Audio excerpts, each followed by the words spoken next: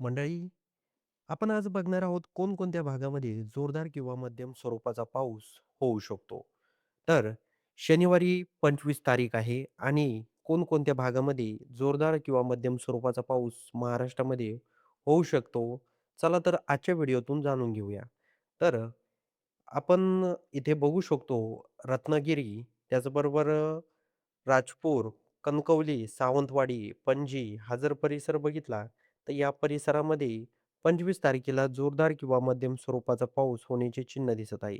त्याचबरोबर संध्याकाळी आपण बघूया, शनिवारी संध्याकाळी 25 तारखेला आपण हा जर परिसर बघितला, बेलगाव, सावंतवाडी, कणकवली, राजापूर हा जर परिसर बघितला, तर या परिसरामध्ये मध्यम स्वरूपाचा पाऊस होण्याचे उद्या चिन्ह दिसत आहे. त्याचबरोबर आपण थोडंसं पुढे जाऊया, तर इथे बरेचसे असे भाग आहे, जिथे कोरडं वातावरण महाराष्ट्रामध्ये दिसत आहे. आपण अहिल्यानगर, बीड, बारामती हा परिसर बघितला, तर इथे कोरडं वातावरण दिसत आहे. आपण थोडंसं पुढे जाऊया, की वातावरणामध्ये काही बदल होतोय का? तर आपण रविवारी 26 तारखेला कोणकोणत्या भागामध्ये पाऊस होऊ शकतो, याचा देखील आपण एक अंदाज घेऊया. तर तुम्ही कोणत्या भागातून आपले व्हिडिओ पाहत आहात, हे कमेंट करायला विसरू नका. तर पुढे आपण जाऊया.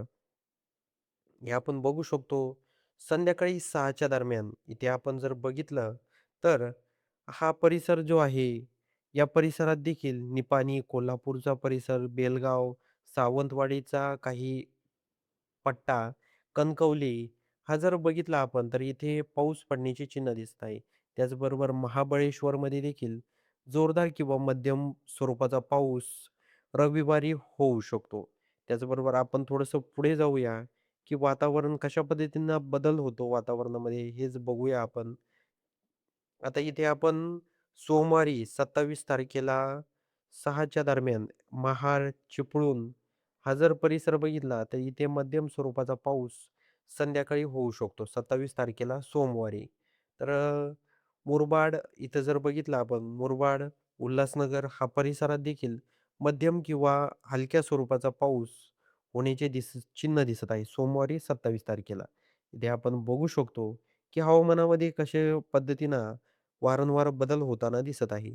आपण थोडंसं पुढे जाऊया. आपण थोडंसं पुढे गेल्यानंतर इथे आपण बघू शकतो, की इथे देखील मंगळवारी देखील 28 तारखेला बेलगाव हा जर परिसर बघितला, तर या परिसरात देखील मध्यम स्वरूपाचा पाऊस दिसत आहे. त्याचबरोबर कणकवली परिसर येथे देखील हलक्या स्वरूपाचा पाऊस पडण्याचे चिन्ह दिसत आहे.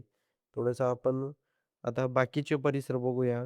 इथे जर बघितलं, तर माणगाव, गोरेगाव, महाड हा जर परिसर बघितला, तर या परिसरात देखील मध्यम स्वरूपाचा पाऊस पडण्याची चिन्ह दिसत आहे. त्यानंतर बाकीच्या भागामध्ये तर कोरडं वातावरण दिसत आहे. आता बुधवारी बघू 29 तारखेला कोणत्या भागामध्ये पाऊस होऊ शकतो. तर इथे देखील आपण जर बघितलं, तर इथे देखील बराचसा जो परिसर आहे, तो कोरडंच वातावरण दिसत आहे. पूर्णपणे कोरडं वातावरण आहे. त्यामुळं हा शेतकऱ्यांसाठी अत्यंत मोठा आणि तातडीचा हवामान अंदाज आहे. तर शेतकरी मंडळी हो, तुमच्या या हवामान अंदाजाबद्दल काही तुमचं मत असेल, तर ते कमेंट बॉक्समध्ये नोंदवायला विसरू नका. आणि तुम्ही कोणत्या भागातून आपले हवामानाचे व्हिडिओ पाहत आहात? कोणत्या तालुक्यातून, कोणत्या गावातून आपले हवामानाचे व्हिडिओ पाहत आहात? हे कमेंट करायला विसरू नका. आणि व्हिडिओ आवडला असेल तर सर्वात आधी चॅनलला सबस्क्राईब आणि लाईक करायला देखील विसरू नका.